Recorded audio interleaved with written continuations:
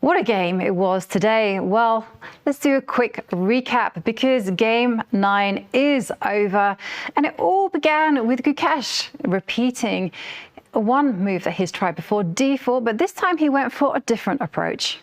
That's right. Gukesh's only previous win in the World Championship match came from 1d4. That was a exchange variation of the Queen's Gambit. This time, it's the Catalan Opening, as the players bashed out some very quick moves early on here.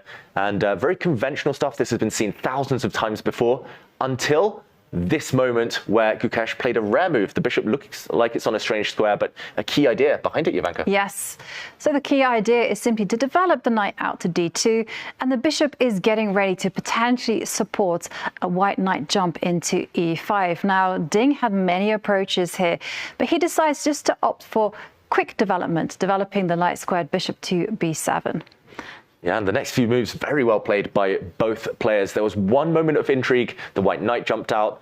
Ding's queen lined up. Now the venom has been taken out of this pawn push since the black queen is not stared down by the white rook. Likewise, the knight jumping, I think, slightly premature here. But after the rooks centralized, Gukesh showed his ambition by trying to gain space on the queen side, and Ding said, what you can do, I can do too. And he struck with c5. Yeah, perhaps in hindsight, this might be an inaccuracy because it forced the pace of the game too quickly, and Ding was well ready for this.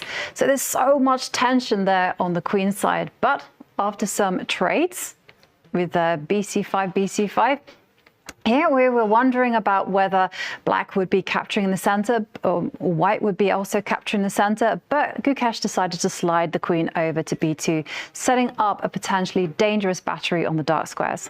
Yeah, the queen potentially lined up here, the bishop also vulnerable. This is where we saw the first pin of the game. It was the theme of the game as well. So many variations under the surface that we didn't see happen in the game, reliant on that concept of the pin. The black knight here, the first to feel the heat. And after some exchanges, maybe rook takes pawn possible, we saw Ding try to simplify. He tried to get pieces off the board as quickly as possible, relying on the presence of opposite color bishops. And Gukesh, maybe a small moment here, he could have kept some pressure by jumping in with his knight, instead forcing the issue, forcing the pace again.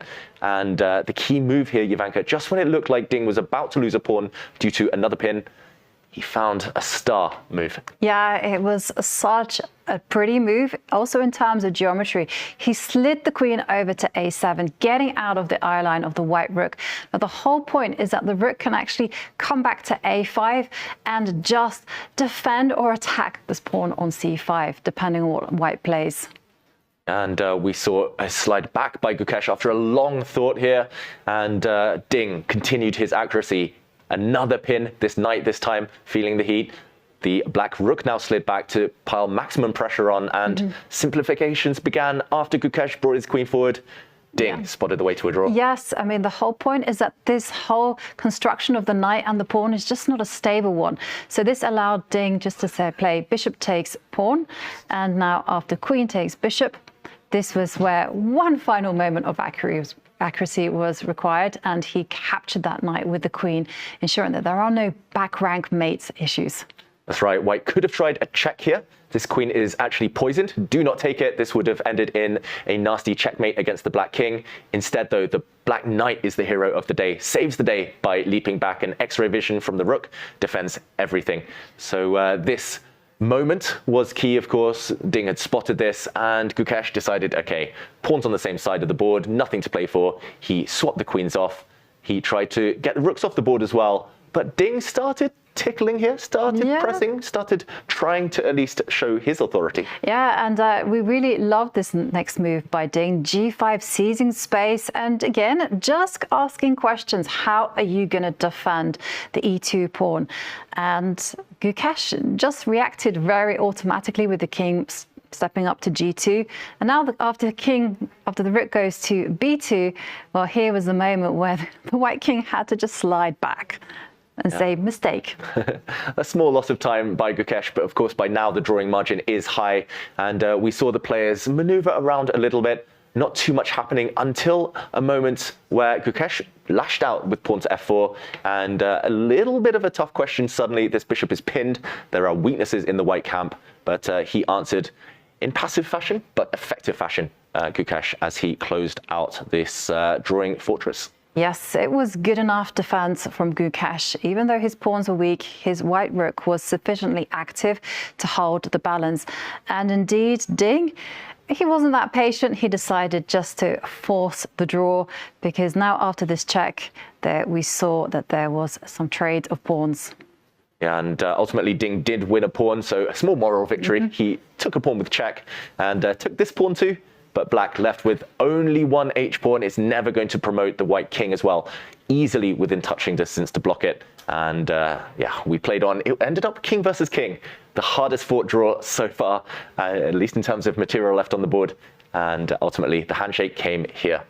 Yeah, but in essence, a very clean game from Ding Liren there. He reacted perfectly to Gukesh's opening surprise. And, well, the players do have a rest day tomorrow. And on game 10, once the players come back, we will be looking forward to seeing what kind of game that they will bring to the day. Feels like a very satisfying day at work for Ding Liren. Slightly frustrating day for Gukesh, but ultimately scores level.